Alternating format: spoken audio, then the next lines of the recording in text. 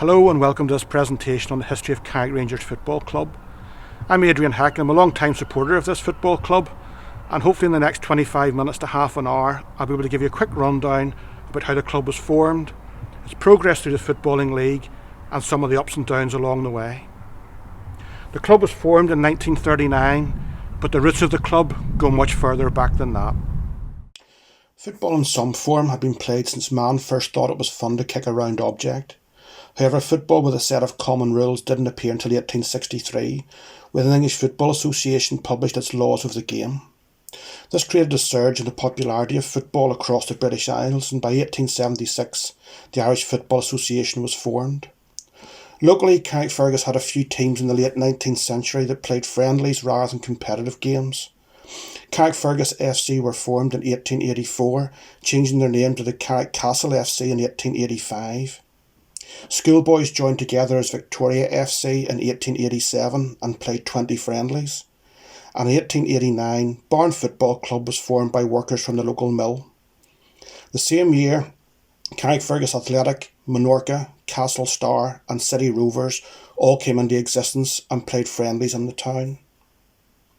Carrickfergus Athletic was the first local team to play a competitive match later in that year.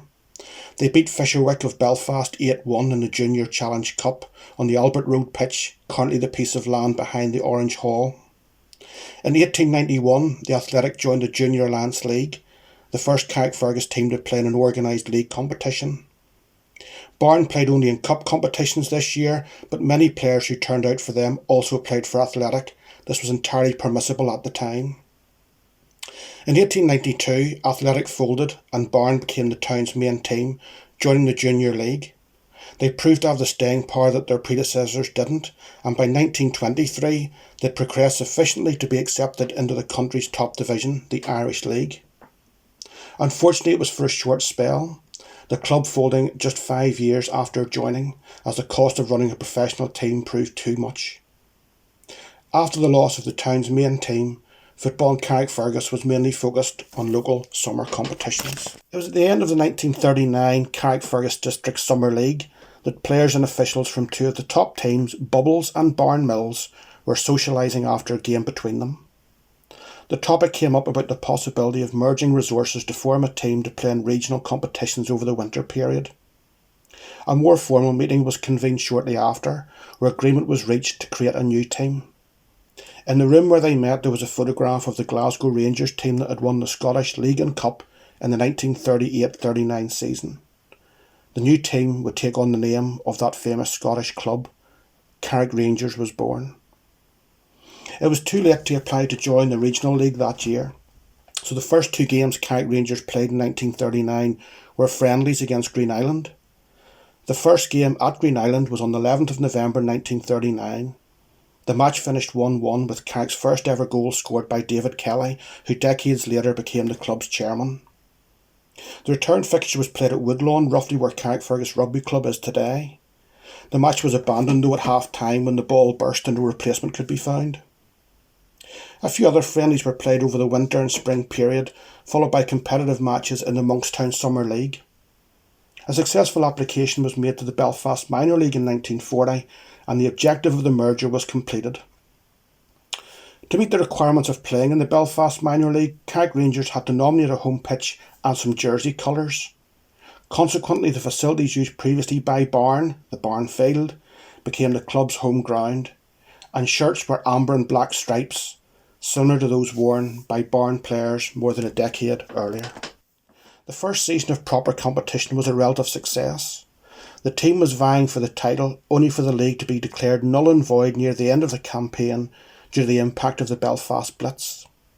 There was no stopping the team the following season though, as Carrick Rangers won the Minor League and the County Antrim Junior Shield. There was no trophy presented for winning the Shield, however, as it had been destroyed in the previous year's Luftwaffe raids. No silverware was added over the next few years, though the manner in which Carrick Rangers were eliminated from some cup competitions is worth sharing. In 1942-43, they exited from the Gibson Cup because a taxi carrying 4 players broke down on the way to a cup tie. Unable to field the team in time for the scheduled kick-off, they defaulted. Carrick exited the Junior Shield in the same season, when the home supporters of East Belfast invaded the pitch and intimidated the referee into awarding a dubious penalty. The following season, Carrick were expelled from the Steel and Sons Cup without kicking a ball. The club secretary inadvertently registered 23 players to be eligible to represent the club in the competition instead of the required 22. In the Border Cup, they defeated Paper Mills, only for the losing side to lodge an appeal, claiming that Carrick had fielded an eligible player. The competition organisers upheld the appeal, but determined that Paper Mills had fielded 2 ineligible players in the same game, and both teams were kicked out. Better times lay ahead though. In 1944, the club was accepted in the Amateur League. This step required additional improvements to the barn field. A perimeter fence was built out of corrugated tin and a pavilion was installed for use as changing rooms. Despite missing out in the Amateur League title by just a point in their inaugural season at this level, the team struggled in the following 2 campaigns. The club began to buckle with fallouts between the players and the management committee and also within the committee itself. At this time in the club's history, team selection was made by the committee. There was no such thing as a head coach or manager. At the end of the 1947-48 season, committee man Gordon Holmes, a respected player in his younger days and who later served on Carrickfergus Council, called an emergency public meeting. For the previous 2 months, the management committee had not convened, and there was a clear risk that the club would fold. Thankfully, the public meeting attracted sufficient support that a new committee was formed and the club was saved. And this decision proved a turning point for the club. Reinvigorated by the new committee membership, the first supporters club was formed over the summer.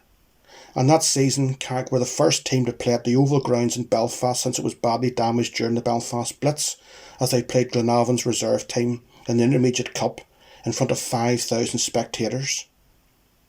In the final Amateur League game of that same season, Carrick Rangers would win the title if they could beat Queen's University at the Barn Field.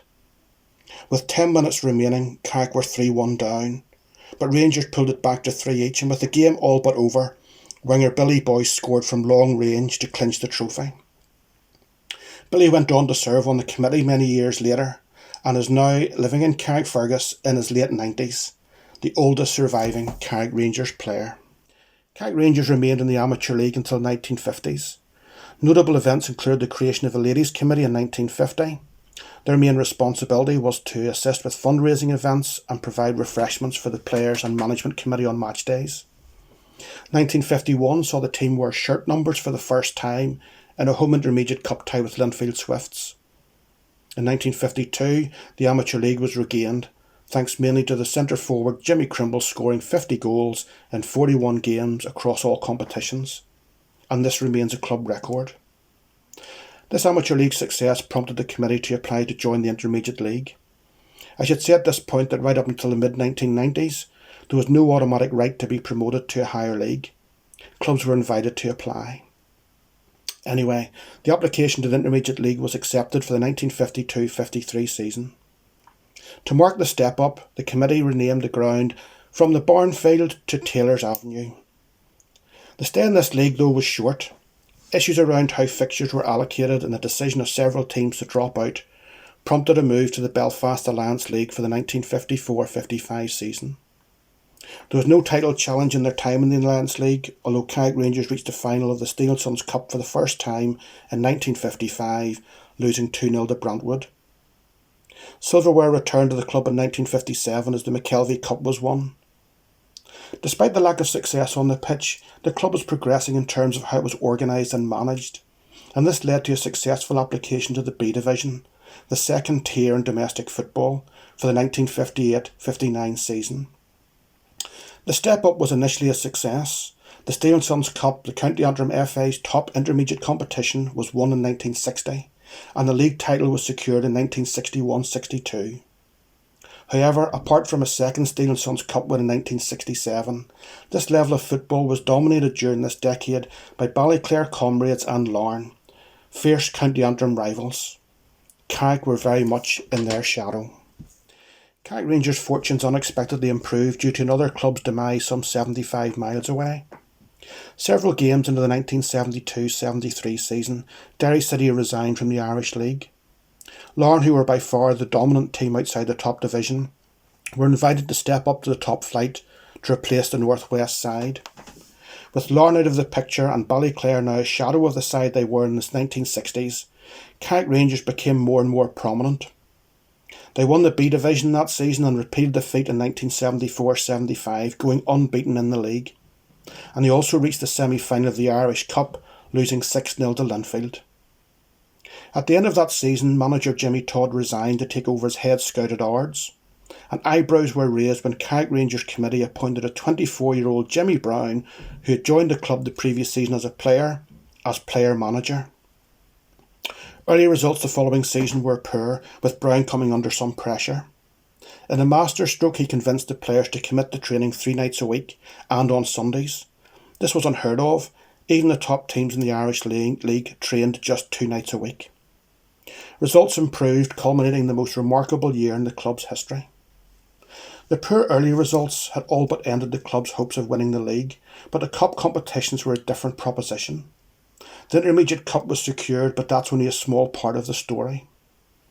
Carrick Rangers embarked on a run in the Irish Cup that saw off the challenges of top-flight teams Ballymena United, Coleraine and Larne, and progressed one step further than the previous year and reached the final.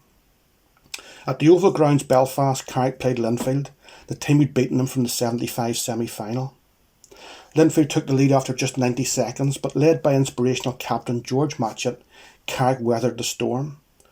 2 goals from Gary Printer saw Carrick secure a most memorable win. Only the second time a team outside the top flight had won this competition. The Irish Cup win also ensured qualification for the European Cup Winners' Cup later in the year. Carrick Rangers received a bye in the first round of the competition. In the second round they were drawn against FC Aris of Luxembourg. Taylor's Avenue was not suitable to host European competitions, so Seaview, the home of Crusaders, was borrowed for the home leg.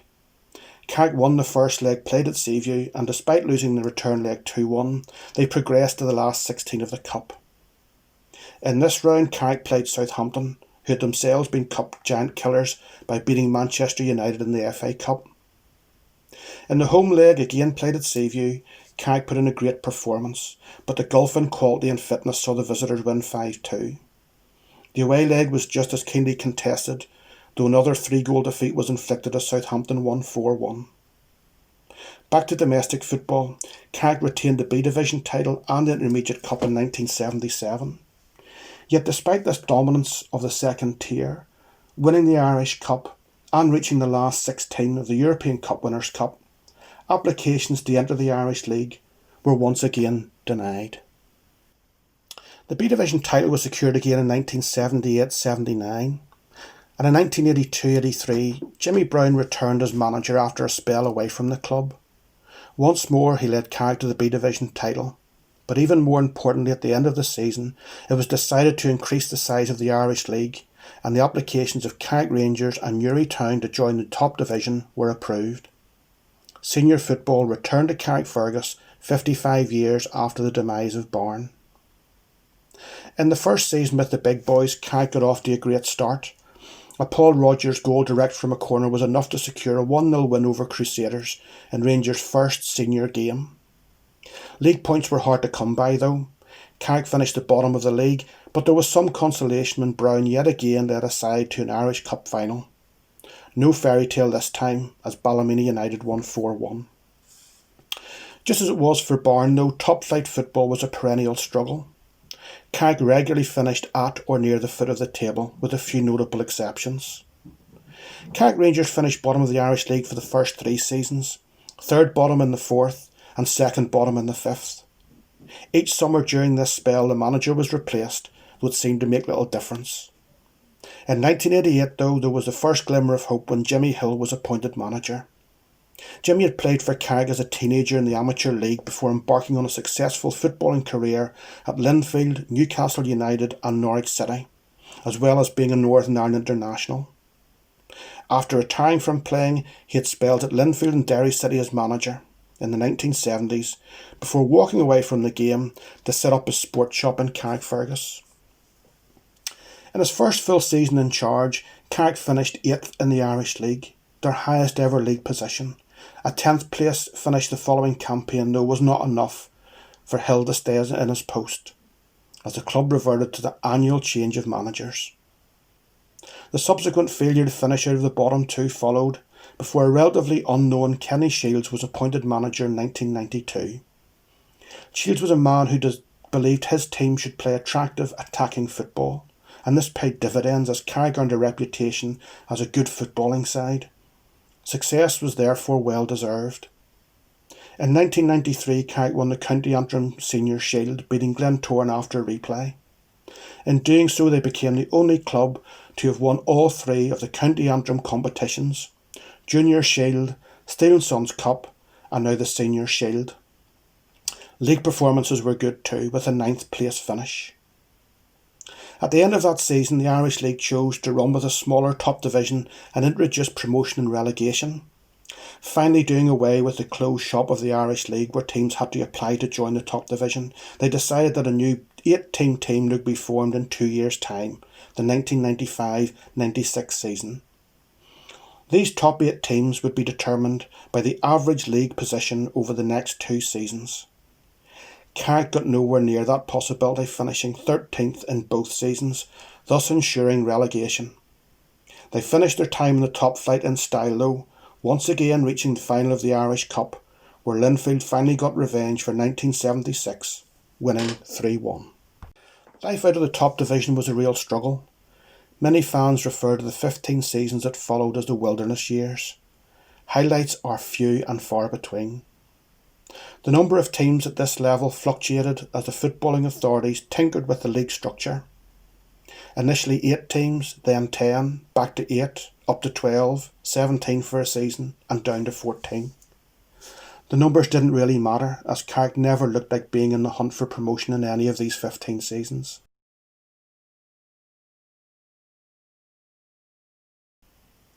Only 2 cup runs provided a glimmer of success: a Dailymere Trophy win in 2003 and losing the 2008 Steel and Sons Cup final. Fortunes finally changed for the better in 2010 when Michael Hughes became the club's majority shareholder. Michael had made a debut for Carrick as a teenager. He was snapped up by Manchester City before moving to Strasbourg, West Ham, Wimbledon, Crystal Palace and Coventry City, as well as making 71 appearances for Northern Ireland. Michael brought his experience of professional football into the club, and almost immediately results improved. With former Cliftonville fullback Stevie Small appointed as manager, the team embarked on a memorable campaign which culminated in a remarkable 60-second period. On the evening of the 2nd of May 2011, Carrick played Harn and Wolf Welders in the Intermediate Cup final at Dixon Park, Ballyclare.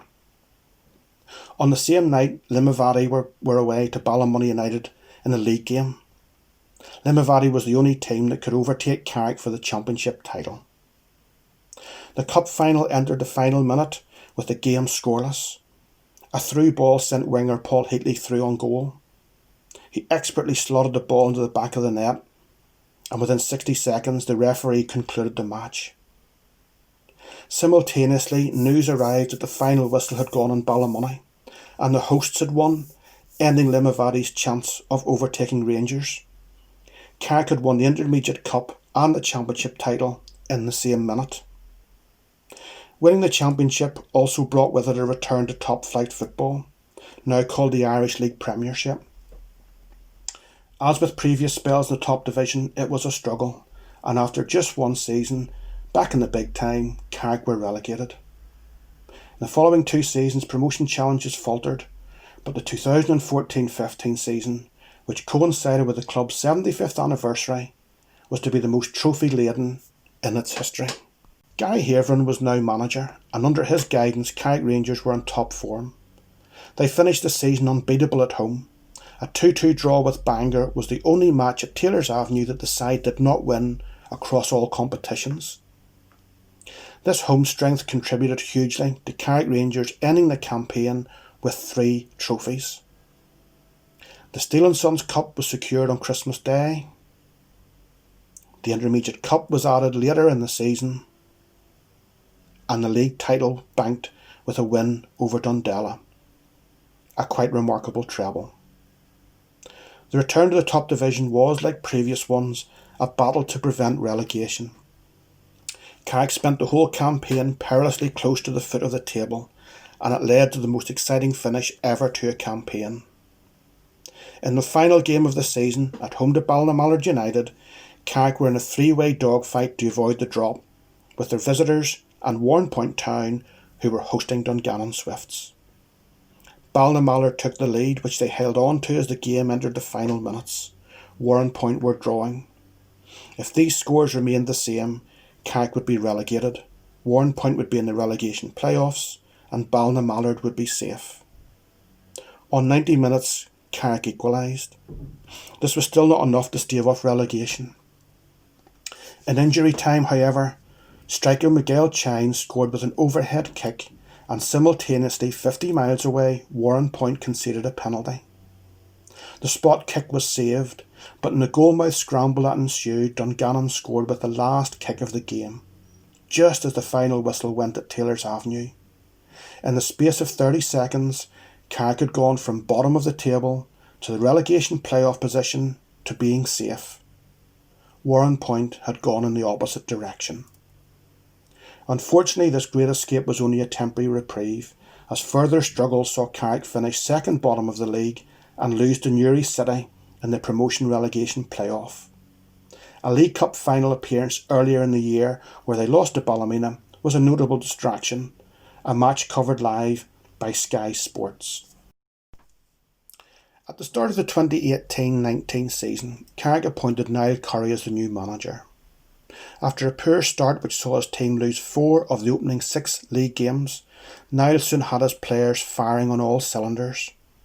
Chasing a rampant Larne side, Carrick put in a strong unbeaten run after Christmas that saw them finish second and ultimately beat Ards in the promotion-relegation playoff.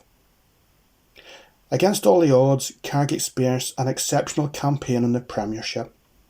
With a small budget and relatively inexperienced squad, Carrick were in 8th place when the coronavirus pandemic brought the country to a standstill. After a few months, the footballing authorities decided that the season should be curtailed and current league positions declared final. This meant that Carrick Rangers had equalled their highest ever league position. So this is where I finish. Over 80 years of a remarkable footballing journey. From Sunday League through amateur and intermediate ranks, an Irish Cup triumph, an unprecedented European campaign. Senior football returned to Carrickfergus, and the ups and downs since. Carrick Rangers, proudly representing Carrickfergus since 1939.